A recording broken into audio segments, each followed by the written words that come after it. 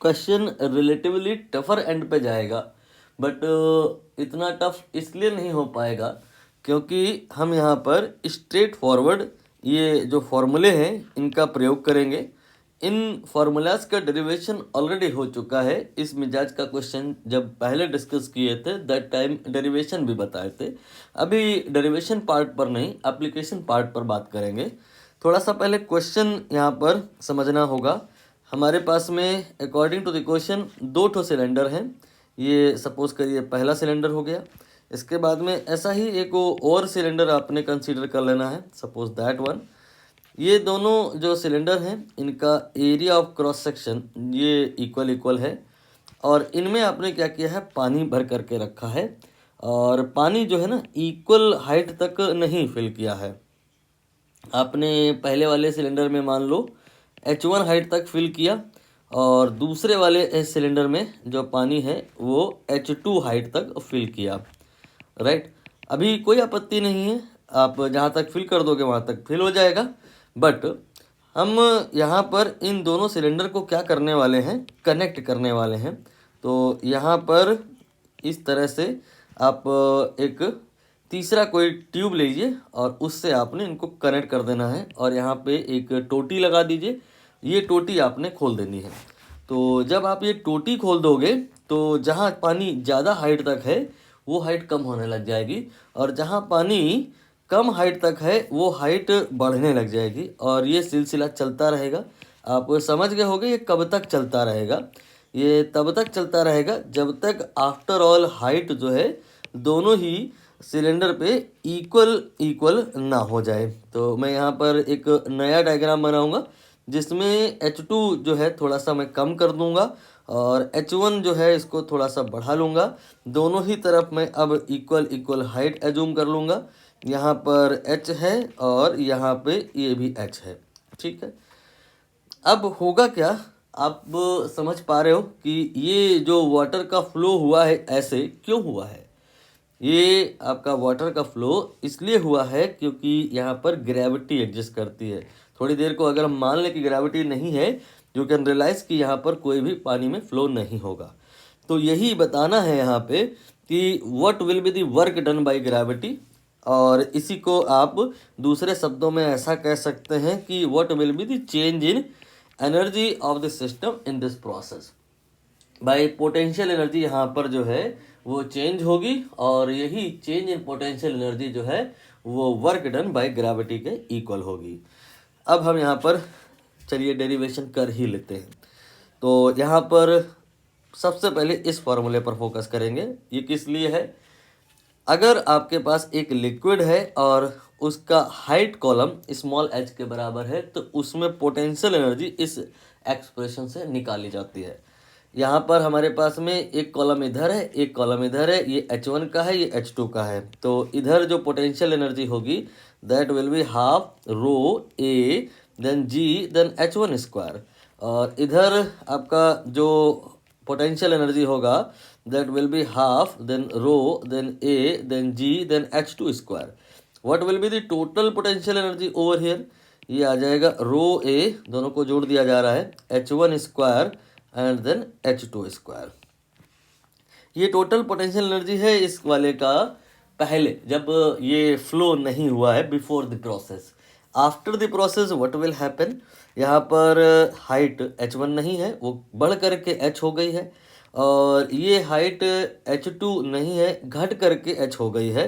तो we can say इसकी potential energy कम हो जाएगी, इसकी पोटेंशियल एनर्जी बढ़ जाएगी और इसकी पोटेंशियल एनर्जी कम हो जाएगी। बट यहाँ ऐसा नहीं है कि टोटल पोटेंशियल एनर्जी चेंज नहीं हुई है, वो होगी। अभी हम देखेंगे कौन कम है और कौन ज़्यादा है। इसका पोटेंशियल एनर्जी आप अगर लिखें तो कहेंगे रो ए जी देन H स्क्वायर, और इसका potential energy again will be same rho A g H square. And what will be the total potential energy, that will be half rho, यहाँ a missing है, a then g and then h square and multiplied by 2. You can say that it will be simply rho a g h square. ये potential energy हो गया है बाद में, और पहले का आप देख ही लिए हैं। अब हमें ये जानना होगा कि बाद में जो ये पोटेंशियल एनर्जी h है वो H1 और H2 से कैसे रिलेट होगी। तो आपको ये आसानी से समझ में आ गया होगा कि जितना हाइट यहाँ पर कम होगा उतना ही हाइट यहाँ पर बढ़ जाएगा। यहाँ पर वी कैन से दैट कि जो H होगा वो H1 और H2 के मिड में कहीं पे होगा। ये आपका जो हाइट है ये H2 है, ये जो हाइट है ये H1 है और ये उसका मिड पॉइंट है।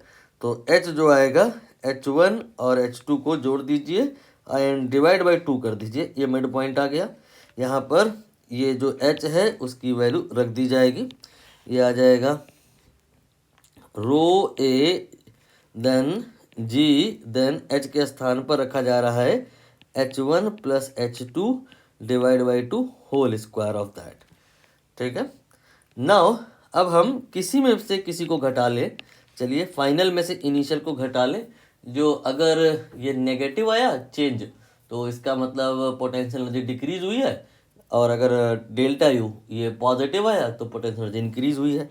तो टोटल पोटेंशियल एनर्जी जो ये फाइनल है, ये जो इनिशियल है, इसमें हम यहाँ पर चेंज निकालने जा रहे हैं।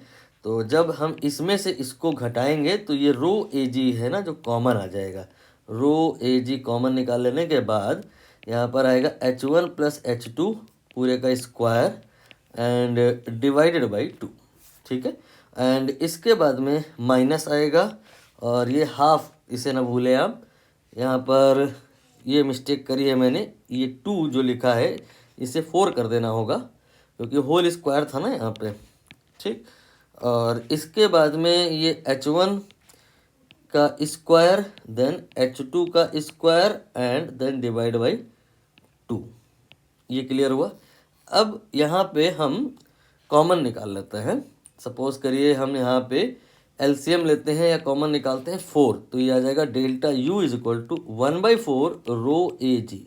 ब्रैकेट में क्या बचेगा H1 then plus H2 and whole square of that, and यहाँ पे आ जाएगा 2 then H1 square then H2 square. ये आसानी से आपको समझ में आ गया होगा। नाउ हम यहाँ पे और सिंप्लीफिकेशन करेंगे 1/4 देन रो ए जी, इसका ए प्लस बी का होल स्क्वायर फार्मूला लगाएंगे, a square then b square then 2ab, and now ये आपका आ जाएगा 2H1 square then minus 2H2 square. अब यहाँ पर हम और सिंप्लीफाई कर सकते हैं, ये 2H1H2 ऐसे लिख लो, फिर इसके बाद में दिस एंड दैट, ये माइनस H1 स्क्वायर हो जाएगा और ये माइनस H2 स्क्वायर हो जाएगा। पूरे में से आप एक नेगेटिव कॉमन निकाल लो, तो -1/4 रो ए जी, ये आ जाएगा H1 square then plus H2 square minus 2H1H2। ठीक है, और आप समझ गए होंगे ये फॉर्मूला है ब्रैकेट में जो लिखा है a माइनस बी का होल स्क्वायर। तो आपका यहाँ पे पोटेंशियल एनर्जी का जो चेंज है का एक्सप्रेशन आया है। Can you guess why this change here is negative. ये जो पोटेंशियल एनर्जी में चेंज है इसका ये जो नेगेटिव आ रहा है, सिग्निफिकेंस क्या है इसका? सिग्निफिकेंस ये है कि पोटेंशियल एनर्जी यहाँ पे कम हुई होगी। क्यों कम हुई है पोटेंशियल एनर्जी? यहाँ पर या कहीं पर भी जहाँ पर सिस्टम स्टेबिलिटी की तरफ जाता है वो पोटेंशियल एनर्जी के पॉइंट से ऐसा कहा जाता है कि वो कम हो जाएगी। तो यहाँ पर सिस्टम में पहले स्टेबिलिटी नहीं थी, आपने टोटी खोली तो यहाँ पर पानी का फ्लो होने लगा और तब तक हुआ जब तक इक्विलिब्रियम अचीव नहीं हो गया और सिस्टम स्टेबल नहीं हो गया। तो ये है unstable condition, more potential energy. ये है less stable condition, you can say more potential energy over here, यहाँ पे लेस पोटेंशियल एनर्जी। तो मैंने शायद उल्टा बोल दिया है, यहाँ पर पोटेंशियल एनर्जी कम हो जाती है, मिनिमाइज हो जाती है if we achieve stability. Stability और पोटेंशियल एनर्जी शायद उल्टा होता है, यहाँ जहाँ स्टेबिलिटी बढ़ेगी वहाँ पे पोटेंशियल एनर्जी कम हो जाएगी। तो स्टेबिलिटी आपका जो फाइनल कन्फिग्रेशन है वहाँ बढ़ गया है, मीन्स इसका ये हुआ कि पोटेंशियल एनर्जी घट गया है। तो फाइनल जो लेस है में से इनिशियल जो मोर है, लेस माइनस मोर किया है, इसीलिए ये नेगेटिव आया है। आंसर आप एक बार देख लो कौन से ऑप्शन में जाके मैच होगा। एक्चुअली सिंबल का थोड़ा इश्यू है, हमने मोस्ट कॉमन सिंबल यूज़ किए हैं, इन्होंने अपनी तरफ से कहा है कि सिंबल आप चेंज करके चलो, जैसे रो ये डेंसिटी, इसके लिए इन्होंने कहा है डी ले लेना, और एरिया इसके लिए उन्होंने कहा है एस ले लेना, और जी को कोई बात नहीं जी ही रहने देना, H1H2 को X1X2 ले लेना।